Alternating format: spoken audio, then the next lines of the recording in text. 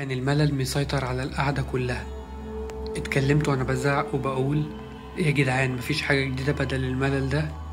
واحنا كل يوم هنقعد على القهوة نلعب دومنة وطاولة وبس ولا ايه؟ اتكلم مصطفى في اللحظة دي وقال: عندك حق يا ماجد، ايه رأيكم نلعب لعبة على التليفون؟ بص احمد لمصطفى وهو بيضحك وبيقول: هو ايه شغل الاطفال ده؟ ده احنا جايين علشان نقعد ونتكلم في مشروع نفتحه، مش بس علشان نلعب. وانت مين عرفك يا احمد انت اصلا جاهل ولا تفهم حاجة؟ دي لعبة جامدة جدا وبيقولوا فيها فلوس كمان. يا عم درش، هو انت بتصدق في الكلام ده؟ ده اكيد لعبة حرام او ممكن تكون قمار، واحنا مش حمل الكلام ده. لا يا احمد مش كده، انت بس اللي متخلف ومفكر كل حاجة حرام وقمار.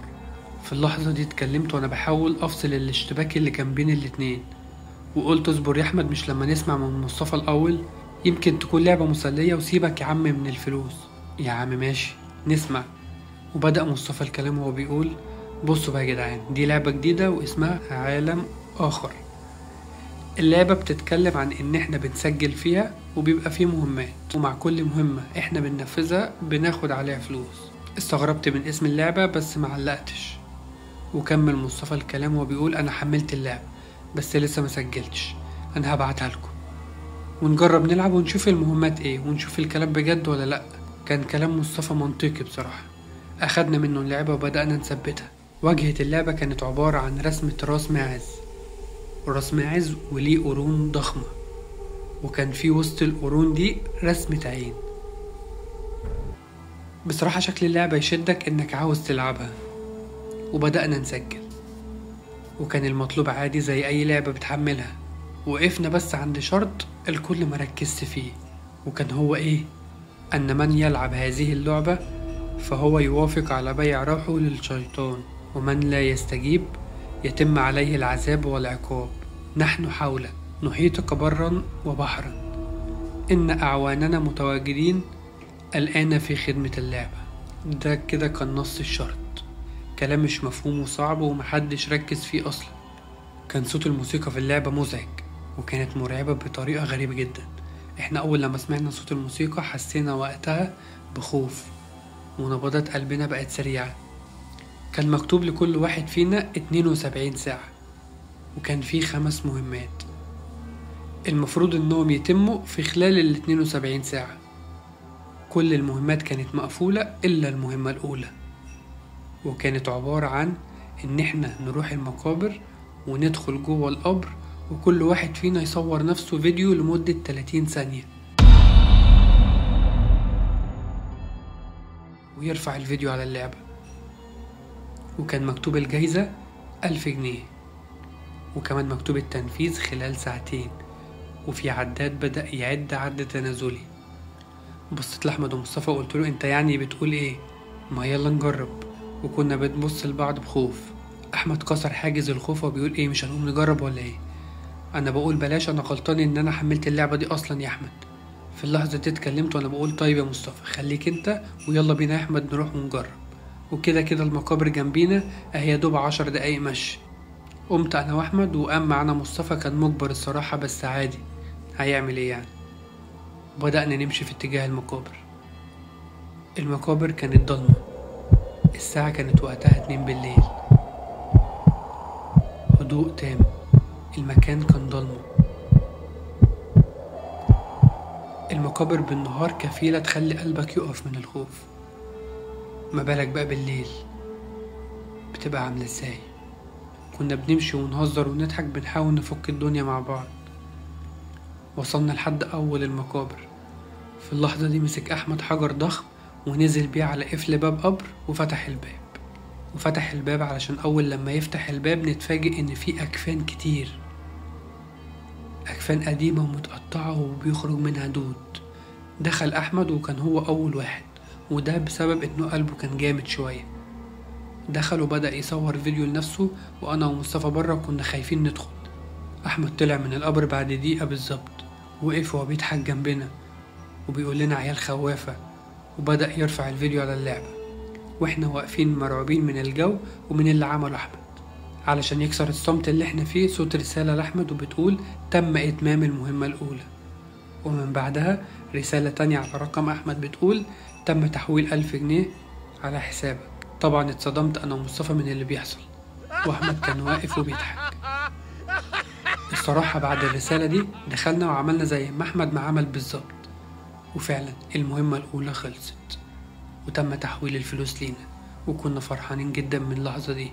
وجالنا إشعار تاني في تليفوناتنا في وقت واحد، كان الإشعار بيقول المهمة التانية وكانت عبارة عن ذبح حيوان داخل القبر، وتصوير فيديو 30 ثانية ووضع الدماء على الوجه مع قول التالي: يسقى الجميع من دماء القرابين احتراما لمالكنا العظيم ملك الظلام.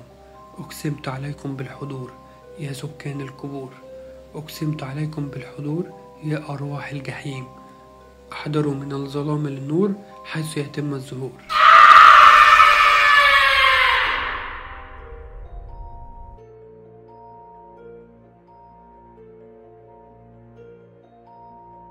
وكان مكتوب الجايزة المالية 5000 جنيه. في اللحظة دي ضحك أحمد وقال سهلة جدا، هي جت في جمل. كنت ببص لأحمد أنا ومصطفى وإحنا متخشبين مكاننا، وفي لحظة عدى كلب من قدامنا. جري أحمد ورا الكلب وهو ماسك حجر ضخم وضرب الكلب على دماغه بسرعة علشان الكلب يقع في الأرض. وقع على الأرض وهو بيلتقط أنفاسه الأخيرة. أحمد شد الكلب داخل القبر وهو بيقول إيه، هتفضلوا واقفين؟ ما يلا مش هتلاقي كلب تاني، ما هي متيسرة اهي.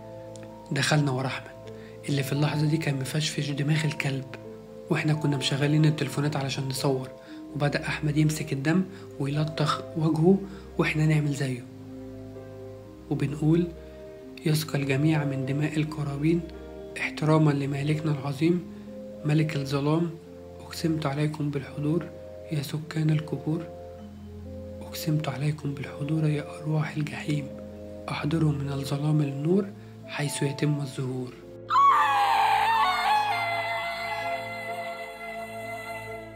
في اللحظة دي سمعنا صوت صرخات مكتومة بتخرج من الأكفان اللي جنبنا. لفيت وشي للأكفان وأنا مرعوب علشان أشوف مخلوقات غريبة جدا قصيرة، مخلوقات قصيرة وليها شعر أسود كتير جدا وعينيهم مش موجودة. بدأت المخلوقات دي تتحرك في اتجاهنا، وفي اللحظة دي هربنا من القبر. طبعا بعد ما خدنا التليفون من على الأرض ورفعنا الفيديو، وفعلا جالنا شعار إن المهمة تمت والفلوس اتحولت. في اللحظة دي كان فاضل 68 ساعة. جالنا شعاره بيقول المهمة التالتة. كانت عبارة عن إيه بقى المهمة التالتة؟ يتم إخراج كفن حديث الدفن، ويتم تعرية الجثة، ويضع في فم الجثة ورقة مكتوبة بها، اسمحولي إني مش هقدر أقول الكلام ده لأن هو كلام ما ينفعش يتقال. وبعد الكلام اللي المفروض يتكتب في الورقة ويتحط في بق الجثة، ويتم تصوير فيديو مدته 2 دقيقتين مع قول يسقى الجميع من دماء القرابين احتراما لمالكنا العظيم ملك الظلام. أقسمت عليكم بالحضور يا سكان القبور، أقسمت عليكم بالحضور يا أرواح الجحيم، احضروا من الظلام للنور حيث يتم الظهور. وبعد كده لازم نقطع الجثة لأشلاء ونأكلها للحيوانات. دي كانت المهمة التالتة، ودي كانت من أصعب المهمات. الكلام كان صادم، واللي صادم أكتر إن كان مدة المهمة 30 ساعة، وكان المبلغ المالي كبير جدا، كان 15,000 جنيه. الرقم كان مغري جدا بصراحة بالنسبة لنا. اتكلم أحمد وهو بيقول أنا هروح وبكرة بالليل هعمل المهمة دي، مين هيجي معايا؟ كنت متردد الصراحة، بس مصطفى فاجئني وهو بيقول أنا معاك يا أحمد. كنت مصدوم ومش عارف أعمل إيه، بس وافقت لأن بصراحة المبلغ مغري جدا. روحت البيت علشان أنام، وكانت وقتها الساعة 4 بالليل. أول لما دخلت البيت ودخلت أوضتي وما عداش عليا 10 دقايق علشان أتسمر من الرعب والخوف من الكائن اللي ظهر قدامي. كان الكائن ده عبارة عن مخلوق ضخم كبير جدا، كائن يشبه التعبان، وكان ليه عين واحدة وكانت موجودة في منتصف راسه، وكان ليه أنياب بارزة جدا وكانت ضخمة. كان بيبص ليا وكانت نظراته كلها غضب، وقال بصوت أجش ممزوج بفحيح الأفاعي: يجب إتمام المهام، يجب توفيق العقل. في اللحظة دي لقيت التعبان بدأ يلف حواليا، كمية ضغط كبيرة جدا عليا، لحد لما في لحظة قام غرز أنيابه في كتفي وعضني.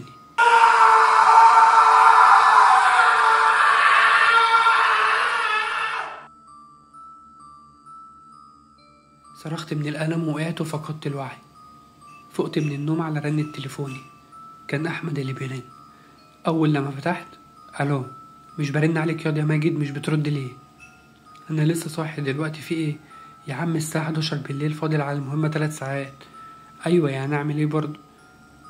يعني مش هتعمل مهمة ولا إيه؟ مش عارف، بس أنا تعبان شوية ومش قادر أتحرك. طيب براحتك، أنت حر، أنا هروح أنا ومصطفى نكمل المهمة، سلام. اصبر يا عم، أنا هقوم ألبس دلوقتي وجاي. قمت لبست هدومي، كان الوقت ساعتها 12 بالليل. رحت لأحمد ومصطفى اللي كانوا واقفين في قلب المقابر مستنين الناجي. اتكلم أحمد وهو بيقول: بصوا بقى، احنا كل واحد مننا يدخل يفتح قبر، واللي يلاقي جثة جديدة يجي يقول للكل. كلامه كان منطقي بصراحة، وبدأنا نكسر كل اللي قفل القبور اللي كانت موجودة وندخل قبر قبر. بعد ساعة بالظبط صرخ مصطفى وبيقول: هنا هنا، تعالوا هنا. بصوا أحمد بصة كلها غضب وبيقول له: وطي صوتك، اخرس، هتفضحنا. دخلنا كلنا القبر وشغلنا التليفونات وبدأنا نصور. طلع أحمد من تحت هدومه سكينة كبيرة وبدأ إنه يقطع في الجثة. مشهد بشع جدا ومخيف، بس هنعمل إيه يعني؟ مفيش حل. أحمد فصل الراس عن الجسم وحط الورقة في فم الجثة، وبدأنا نقول: يسقي الجميع من دماء القرابين احتراما لمالكنا العظيم ملك الظلام. أقسمت عليك بالحضور يا سكان القبور، أقسمت عليكم بالحضور يا أرواح الجحيم، احضروا من الظلام للنور يتم الظهور. وفضلنا نكررها كذا مرة. أخدنا الجثة اللي قطعها أحمد وبدأنا نرميها للكلاب بره، وكانت الكلاب بتنهش في الجثة، ومع نهش الكلاب كان بيظهر خيالات سودة كتيرة في المقابر، خيالات كتير، وكانت بتبص علينا. في اللحظة دي لقيت رسالة جت على التليفون ومكتوبة فيها: لقد تمت المهمة وتم تحويل المبلغ. كان فاضل حوالي 42 ساعة. سمعنا بعدها على طول رسالة تانية وكانت بتقول: المهمة الرابعة، التضحية بشخص بشري الآن، ومدة المهمة 25 ساعة، والجايزة المالية 50,000 جنيه. كنت مصدوم وبقول: مش هعمل كده، أنا مش هعمل المهمة دي، أنا مستحيل أقتل حد. مصطفى عمال يبص عليا وعلى أحمد واللي كان بيفكر في حاجة. خفت من مصطفى بصراحة، وأنا بقول: هو إيه؟ في إيه يا ابني؟ أنت بتبص كده ليه؟ اوعى يا مصطفى تكون بتفكر في المهمة، اوعى. وقبل ما أخلص الكلمة لقيت أحمد جري على مصطفى وهو بيغرز السكينة في قلبه.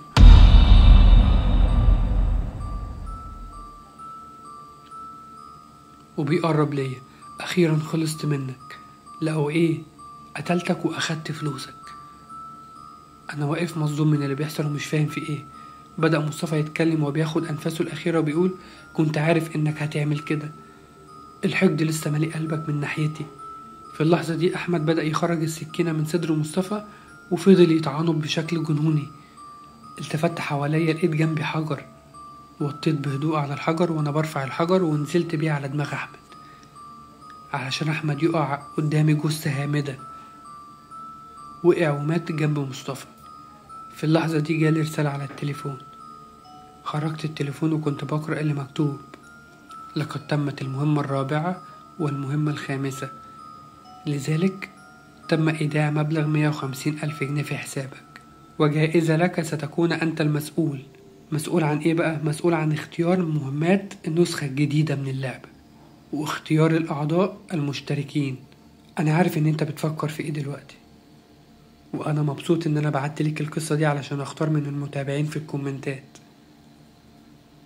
ألمس ضحايا الجداد. أنا اخترت ال5 مهمات، بس هقول لك سر: محدش فيكم هيقدر ينفذ المهمات دي. وبكده خلصت قصتنا النهاردة. لو عجبتك القصة اعمل لنا اشتراك، وما تنساش تتابع أخبارنا كلها على البيدج على الفيسبوك، والرابط البيدج هيكون موجود في صندوق الوصف. سلام.